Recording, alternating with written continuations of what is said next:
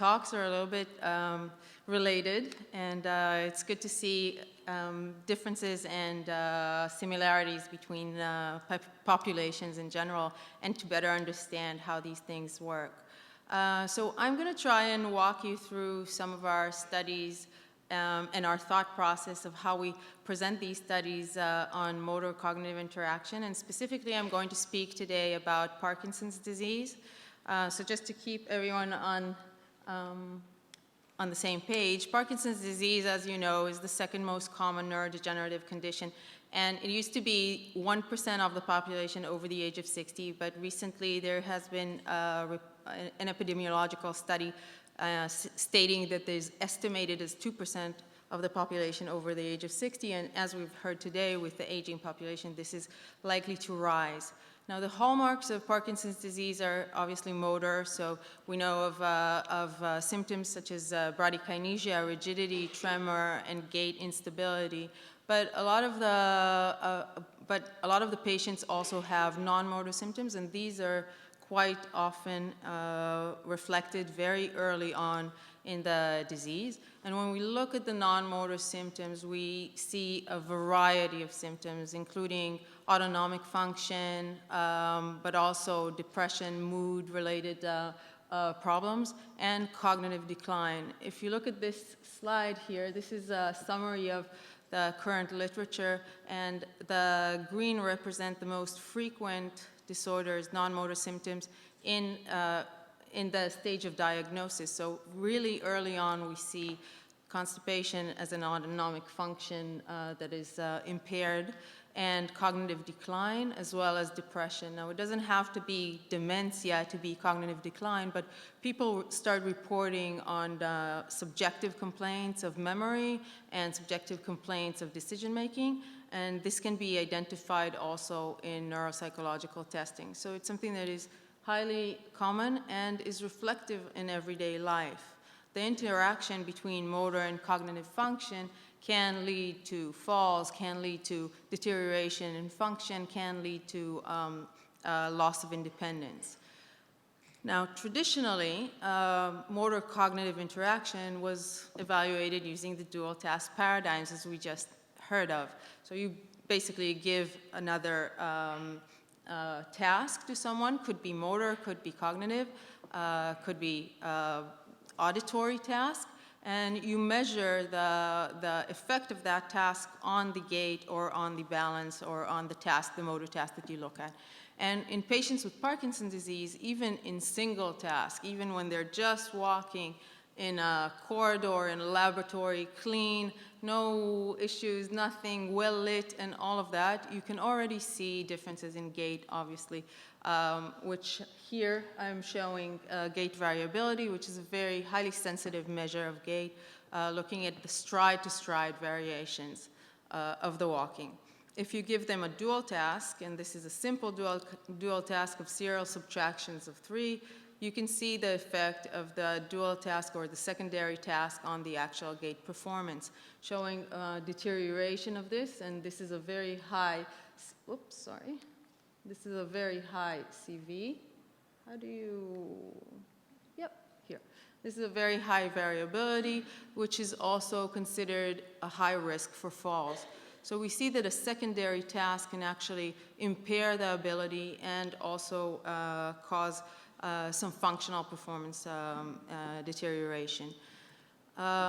Recently, in 2012, there was a model that was presented by Alice Neubauer's group and showed that you can look at this, at the interaction between motor and cognition as a compensatory mechanism. So in a complex situation, because of the loss of automaticity in Parkinson's disease due to the pathology in the striatum, we see compensation through cognitive networks, specifically frontal networks, the dorsolateral prefrontal cortex mostly, to actually assist in the performance of the function, of the motor function, and to enable a person to actually sustain balance and sustain mobility.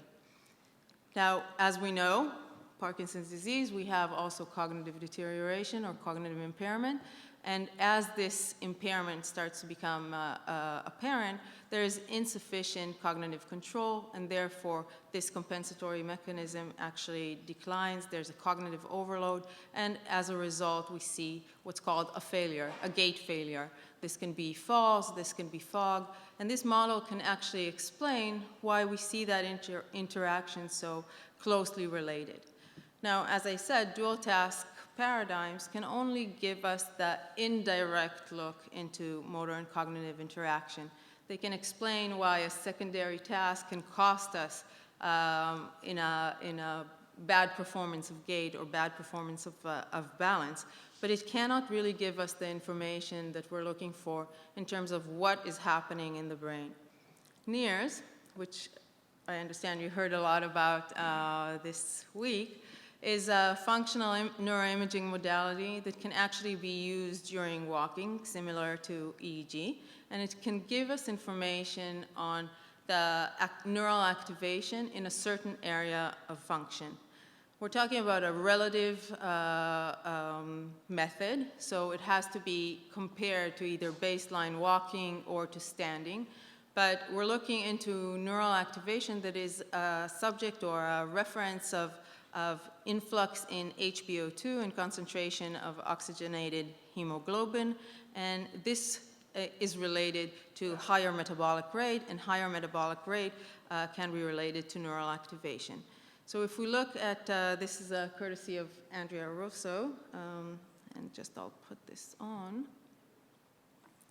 If we look at neural activation, and this is the NIRS, we can see an increase in activation when a person, and this is a healthy young PhD student, as I understand, he's just walking here with an attentional demanding task, walking within these two lines, so sustaining balance. This is something that he needs to think about, and we see that there is an increase in frontal activation as compared to just walking regularly. So this happens to all of us. This is not, unique. But we wanted to see whether this changes or this deteriorates over time with aging and neurodegeneration. And we use a system by Artemis. This is a system that has two probes placed on the forehead, on the left and right. And basically, we've assessed where this is located in the brain, and it's around the areas of Brodmann areas 10 and 9.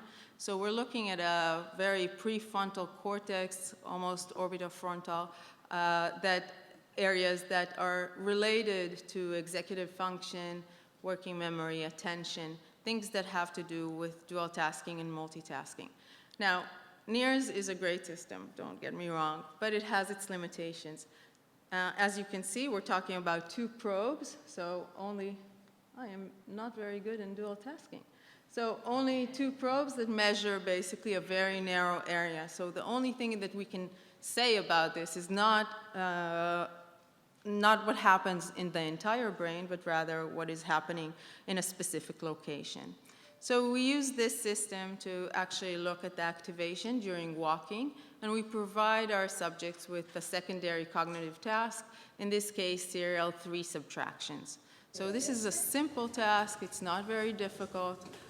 Most people can serially subtract 3s, and we count both the performance, so how many subtractions they have, but also we look at the gait itself. And what you see here is a patient with Parkinson's disease. She's walking in a relatively good speed, preferred speed. She's an early stage patient.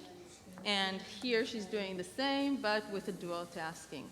In a clear laboratory environment, the trace of the red trace is the oxyhemoglobin, and we can see that already during dual tasking there is an increase in oxyhemoglobin. How does this look in terms of group? So we compare here healthy young adults, healthy older adults, and patients with Parkinson's disease. And already we can see that in the single task, not even in the dual task, we see increased activation or increased concentration, oxyhemoglobin concentration in the frontal lobe in patients in Parkinson's disease, suggesting that even in a simple task, even when it's, not very difficult and it's a clear corridor in a laboratory space, nothing like the real world. Already they require more resources, cognitive resources, to actually perform the task. When we gave them the dual tasking, we see an increase in activation in all three groups. Actually, the increase in activation is almost similar in all three groups. But in the patients with Parkinson's disease, this is not significant because of the increase in the single task versus the dual task. So this is not different in patients with Parkinson's disease. However, all three groups have an increase in activation, even in serial subtractions of 3. Now, when we compare this to actual walking, to the performance, and we overlaid here gait variability, so we see that in the young adults, there's almost no difference in gait variability between single and dual task.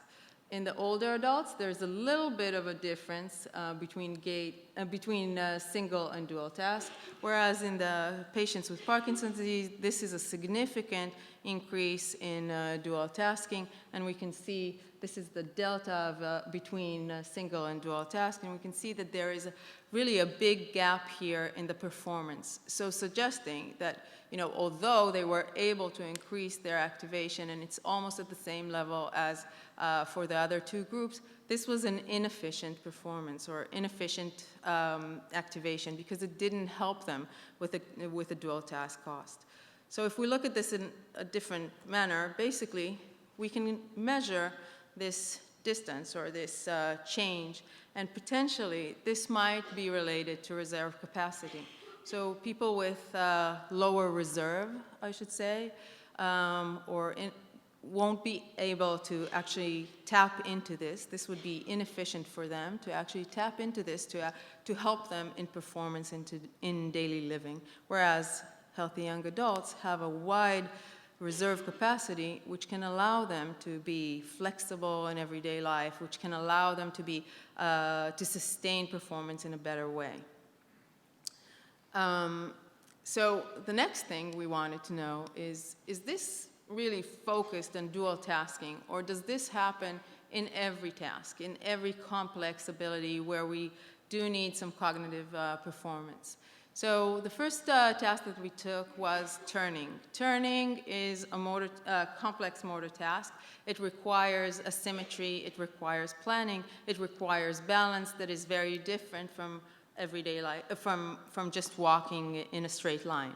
So looking at turning, it is something that is also very impaired in patients with Parkinson's disease, and even is related to freezing of gait, so inducing freezing of gait. Sometimes we use it in our protocols to actually try and tax freezing of gait. So looking at the three groups, and this is all of the data from the three groups, older adults, young adults, and patients with Parkinson's disease, we were actually surprised to see that turning has less activation than walking, and even baseline. Our baseline was standing quietly.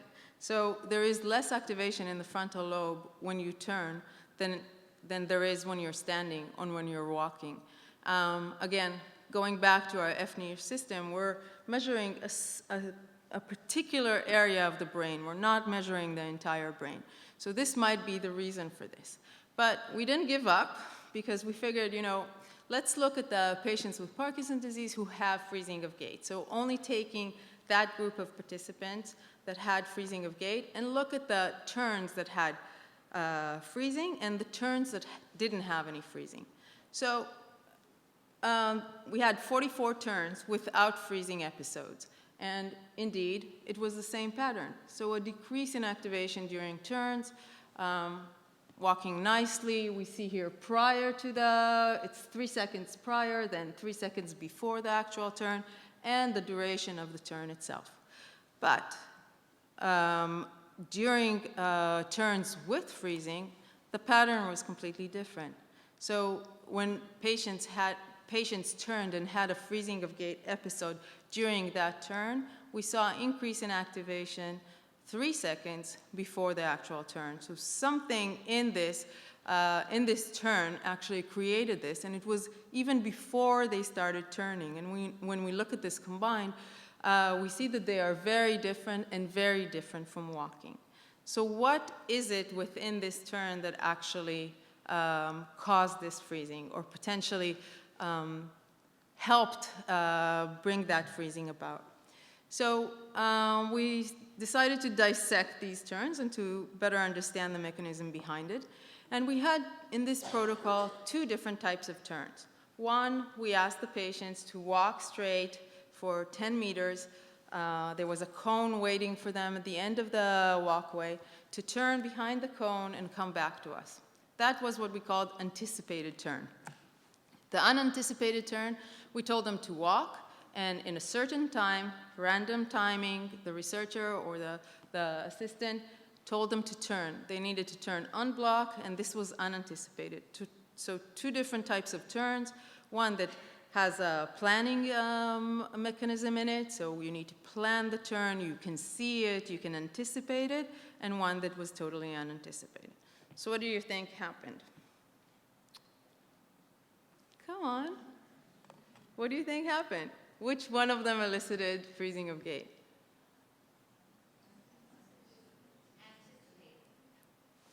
3 points to the lady in the back. So this is what we saw, and it was very interesting. The anticipated turns, 28 of the freezing of gait episodes happened in the anticipated turns, but we also had 21 freezing of gait episodes in the unanticipated turns, but they did not elicit this response in the frontal activation. Again, thinking about our system, potentially, and thinking about the hypotheses around freezing of gait, we know that there is a cognitive hypothesis, a limbic hypothesis involving anxiety. We know that there's a motor hypothesis and a timing hypothesis. So potentially, these, the gray ones, come from a different place or have a different kind of mechanism, which is not related to the anticipation, to the cognitive challenge, to the actual information processing that was required for the anticipated. And rather, if we think back about this, our patients walking in the unanticipated turns were actually more anxious about it. They didn't know when we're going to ask them to turn. They didn't know how they're going to turn, how the performance would be. So there might be a different kind of mechanism here that is involved. Okay, so now we wanted to take this a little bit further and look at this anticipation, if we can challenge the anticipation part of this. And we thought, how can we do that? Maybe we can shorten the time of the anticipation and look at the difference in the timing. So whether if you have a short reaction time or information processing time, then you will have higher activation or potentially worse activation. So we constructed an obstacle course in our lab, which is a pop-up obstacle course, and it allows us to provide obstacles of different heights at different times, so different ARTs, and eliciting a different reaction time or processing speed. And these include obstacles that are either very low, so 5 millimeters or 10 millimeters. And we looked at both the effect of the height of the obstacle, but also the effect of the timing that they are introduced to the subject while he was walking. In general, obstacle negotiation for patients with Parkinson's disease, unlike in healthy adults, elicited a very, very similar effect to dual tasking. So increase or extended reaction to the cognitive challenge, which resulted in an increase in activation in the obstacle course, potentially even a little bit more so than the dual tasking, although this was not significant between these 2 conditions. But this was quite different from what we saw in healthy older adults, in which obstacle negotiation is a little bit easier for them than dual task effect.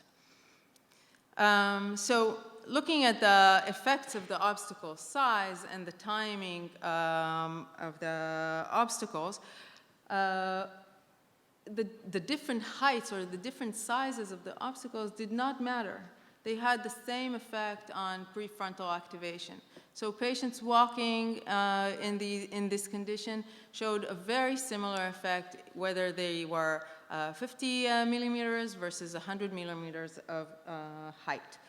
However, the long and short duration or information processing time that we provided elicited a different reaction between these two conditions, with a longer showing a lower activation and the shorter time frame showing higher activation, similar to what we expected.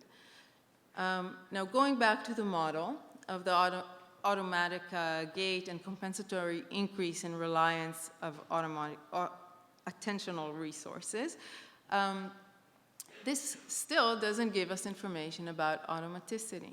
Basically, it is potentially that the patients have cognitive dysfunction and have motor dysfunction, and together this whole thing is just not going very well. We still don't know if this relates to automaticity of movement or it just relates to the processing of both motor and cognitive interactions. So we tried thinking, how can we actually look at automaticity? One way to do that is using a treadmill. So going back to what we just heard from Professor Ferris, walking on a treadmill, unlike walking in everyday life conditions, is actually more automatic because the treadmill is like an external cuer. It provides a specific speed, a specific rhythm. You can adjust to it, and after adjusting, this becomes something that you don't really think about. So actually, when thinking about walking on a treadmill and working, potentially most of these participants prioritize the working and not the walking. So we designed a study that looked at overground walking versus walking on a treadmill as an automatic function.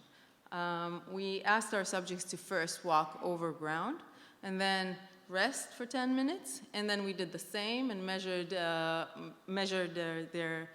frontal activation using the FNIRS while walking on a treadmill. And both of the walking, we tried to control for the speed per individual. So what we saw is this. Indeed, if you walk on a treadmill, there is less prefrontal activation than there is when you're walking over ground. Now, this has some implications relating to how do we teach subjects, or how do we teach patients, and what do we recommend for patients to walk outside, to take a walk outside, to improve their ability, or to actually walk on a treadmill in a gym. And there's much debate about this, and I can talk about it a little later, but I want to show you our next step for this. So thinking about specificity of automaticity, we thought, how can we improve automatic function of walking and reduce or improve the reliance of the frontal lobe through actual training? So how am I with time? So we designed a study. This is called VTime, and this is a multi-center European Union-funded study.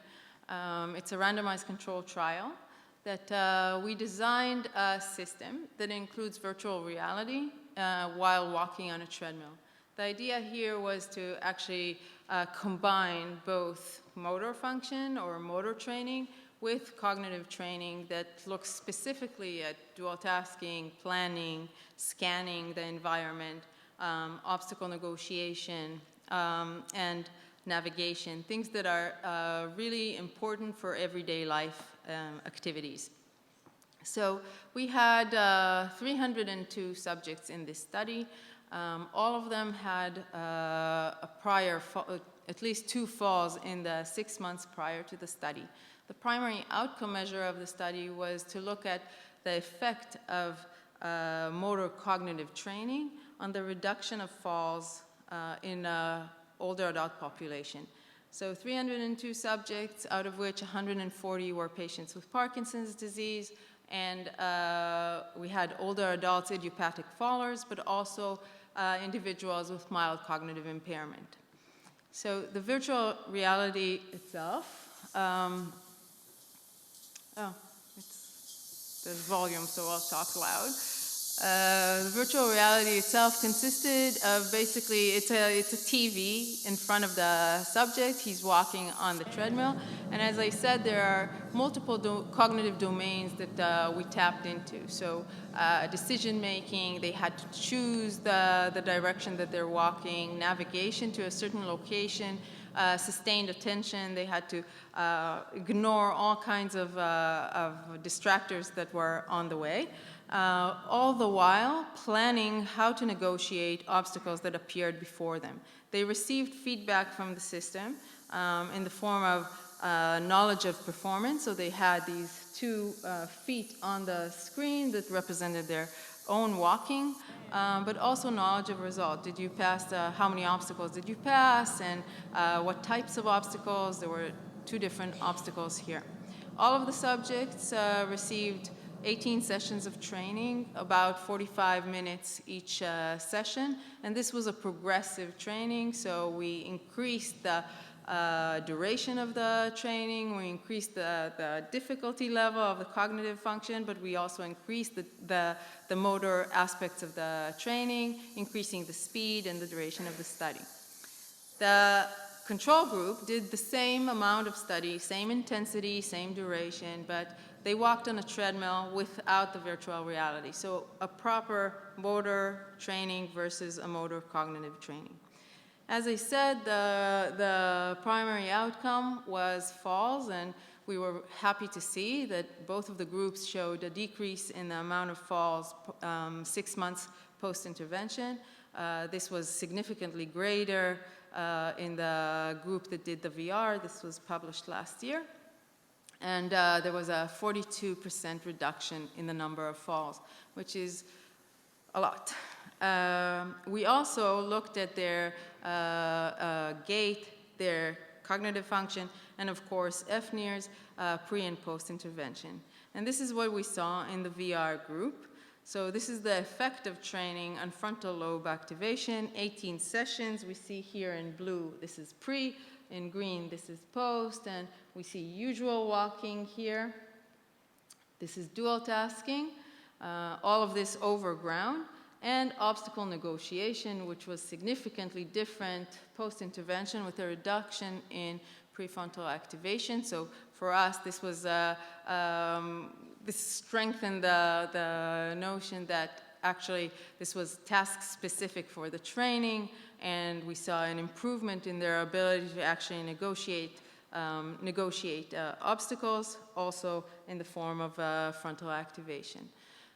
When we looked at the comparison between the groups, this was again very interesting. This is treadmill versus treadmill VR, and we see that the differences between the groups are in dual tasking and obstacle negotiation. Actually, there's a nice interaction effect here between these 2 groups, showing that the treadmill VR actually decreased activation versus increased activation from post-intervention as compared to pre-intervention.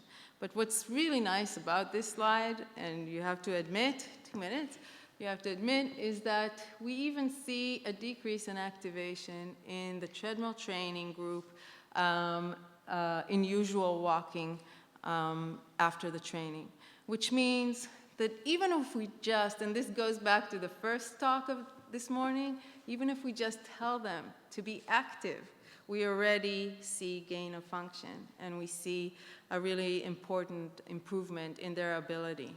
It relieves a little bit of the cognitive resources they're using. Okay, 2 more slides.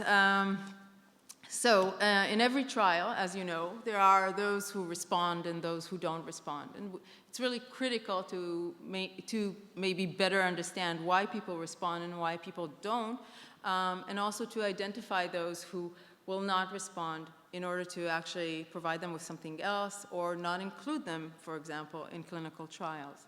So we defined non-responders as those who did not improve after 6 months. So they didn't have a change in the number of falls as compared to prior to the study. And those who responded actually had less than 2 falls, or in this group specifically, 0 falls 6 months post-intervention. We had 17 non-responders. And this is what we found, that the non-responders actually had an increase in activation after the study, whereas all of our responders had decrease in activation. So potentially, we have a measure here that can be used for an individual basis, and also potentially we can, with more studies, we can use it to predict how a person will respond to an intervention, or how a person will change further over time. So just to summarize, frontal lobe activation is increased in patients with Parkinson's disease. And this, I have to say, outside of this talk, also in patients with other neurodegenerative conditions, even in simple walking conditions. And this is something that we need to understand. The difficulty that they have in maintaining walking, in maintaining function, is related to the interaction between these two systems. It represents a compensatory reliance on cognitive function that can be harmful and can lead to failure in gait and to falls in the future. Activation is dependent on tasks, and we are limited by the way that we are measuring. Today, there are other FNIR systems that include a full cap, but they are more difficult to actually interpret in terms of what is going on within the brain. I think that the EEG systems that we heard about is really great, and we need to, as was said already today, to move forward with imaging within tasks. So it's not the same looking at a person or looking at gait in an fMRI or an MRI when a person is lying there and only imagining himself walking. We really need to better understand this, we really need to do this while they are doing the task. Activation is amenable to intervention, and this is important for us to take forward. What do we say to patients? What do we say to the older adult population? How do we encourage them to actually change their behavior to actually improve their health and cognitive health? And lastly, I really think that it will be possible in the future to assess change per person and to use these modalities to actually, not as in a group level, but rather as an individual performance-based measure. And with that, I would like to thank all of these nice people in Tel Aviv who actually do the work, and our funding and partners everywhere else. Thank you very much.